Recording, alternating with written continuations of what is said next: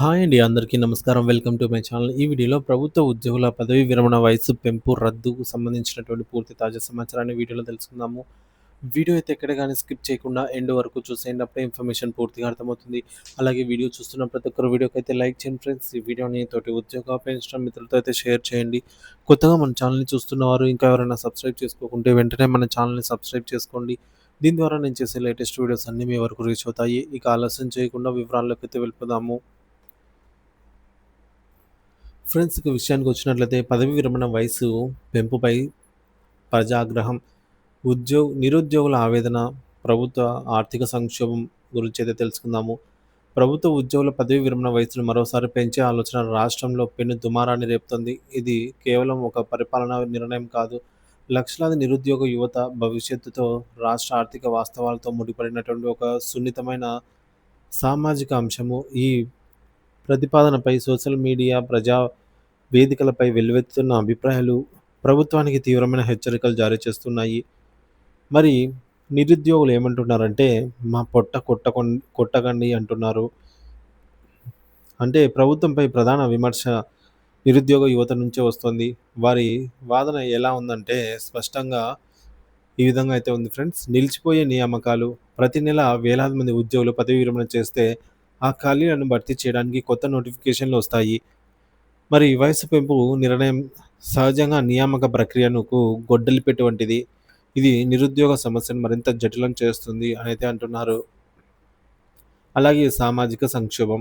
ప్రభుత్వం సాఫ్ట్‌వేర్ ఉద్యోగాలు ఉంటేనే పెళ్ళిళ్ళవుతున్నాయి. 35, 40 ఏండ్లు దాటినా ఉద్యోగాలు లేక యువత దీనస్థితిలో ఉంది అనే ఆవేదన లక్షలాది మంది యువత వాస్తవ పరిస్థితికి అద్దం పడుతోంది. వయసు పెంపు వారి ఆశలపై నీళ్లు చల్లడమే అయితే కనబరుస్తోంది. ఇక ప్రభుత్వాలపై నమ్మక ద్రోహం. గత ప్రభుత్వం నిరుద్యోగులను మోసం చేసిందని, మార్పు కోసమే ఓటేశాం. ఇప్పుడు మీరు కూడా అదే బాటలో నడిస్తే ఎలా అని యువత ప్రశ్నిస్తోంది. ఇది మరో ఉద్యమానికి దారితీసే ప్రమాదం ఉందని వారు హెచ్చరిస్తున్నారు. తలకిందులైన న్యాయం. ఒక రిటైర్ అయ్యే ఉద్యోగి జీతంతో నలుగురు నిరుద్యోగులకు ఉద్యోగాలు ఇవ్వవచ్చు. వృద్ధులను ఇళ్లకు పంపి యువతకు అవకాశం ఇవ్వండి అనే వాదనలు బలంగా వినిపిస్తున్నాయి. ఇక ప్రభుత్వం ఈ దిశగా ఆలోచించకుండా ప్రధాన కారణం ఆలోచించకపోవడానికి రాష్ట్ర ఖజానాపై పడే తక్షణ ఆర్థిక భారం మాత్రమే అని తెలుస్తోంది. అదేంటంటే పెన్షన్ల భారం.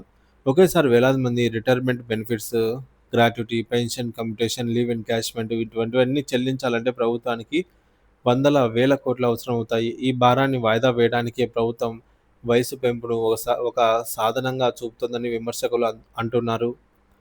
చేతకానితనంపై విమర్శలు. పెన్షన్లు ఇవ్వటం చేతకాక ఈ తప్పుడు నిర్ణయాలు తీసుకుంటున్నారు. ఇది ప్రభుత్వ చేతకానితనానికి నిదర్శనం అనే విమర్శ బలంగా వినిపిస్తోంది.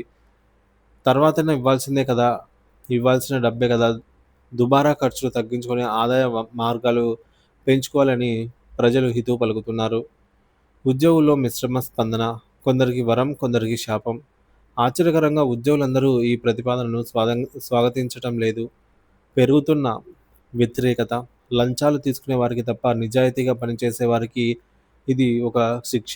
వయసు పెరిగే కొద్దీ పనిచేసే ఓపిక ఉండదు. అనారోగ్య సమస్యలు, కుటుంబ బాధ్యతల నడుమ ప్రశాంతంగా రిటైర్ అవ్వాలనుకుంటున్నాం అని అనేక మంది ఉద్యోగులు అభిప్రాయపడుతున్నారు. ఇక ఆగిపోయే ప్రమోషన్లు. సీనియర్లు రిటైర్ కాకపోతే మధ్యస్థాయి ఉద్యోగులకు ఏళ్ల తరబడి ప్రమోషన్లు రావు. ఇది వారిలో తీవ్ర నిరాశను నింపుతుంది. కొందరికే ప్రయోజనం. సో, పిల్లల పెళ్ళిళ్ళు, ఇల్లు కట్టుకోవడం వంటి బాధ్యతలున్న వారికి ఇది తాత్కాలిక ఊరట కావచ్చు. కానీ దీర్ఘకాలంగా వ్యవస్థకైతే నష్టమనే అభిప్రాయం అయితే ఉంది. ఇక ఉచితాలు, ప్రత్యామ్నాయాలపై ప్రజల సూచనలు. ఈ సమస్యలకు మూలం ప్రభుత్వాల విచక్షణారహిత ఉచిత పథకాలే అని చాలామంది నమ్ముతున్నారు. వారు అనేక ప్రత్యామ్నాయాలను సూచిస్తూ ఉన్నారు. ముందుగా ఉచితాలకు కళ్లెం. ఉచిత బస్సు, ఉచిత విద్యుత్ వంటి పథకాలను సమీక్షించాలి. వాటిని కేవలం అర్హులైన పేదలకు మాత్రమే పరిమితం చేయాలని డిమాండ్ చేస్తున్నారు. రెండవది ఆదాయ మార్గాలను పెంచడం.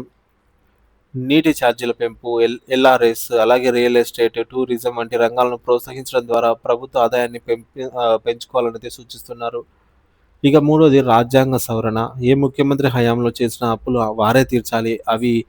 అవినీతిపరులైన రాజకీయ నాయకులు అధికారుల ఆస్తులను జప్తు చేయాలి వంటి తీవ్రమైన సూచనలు ప్రభుత్వాల వైఫల్యంపై ప్రజల ఆగ్రహాన్ని సూచిస్తున్నాయి. ఇక 4 ధైర్యం ఉన్న నిర్ణయాలు.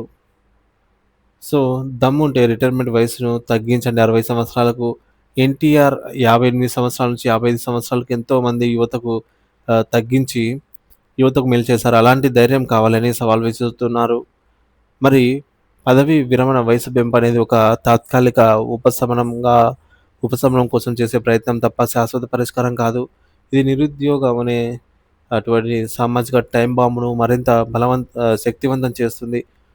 ప్రభుత్వ ఆర్థిక క్రమశిక్షణ పాటించి దుబారాను తగ్గించుకొని ఆదాయ మార్గాలను అన్వేషించాలే తప్ప యువత భవిష్యత్తును పణంగా పెట్టకూడదని ప్రజలు బలంగా కోరుతున్నారు.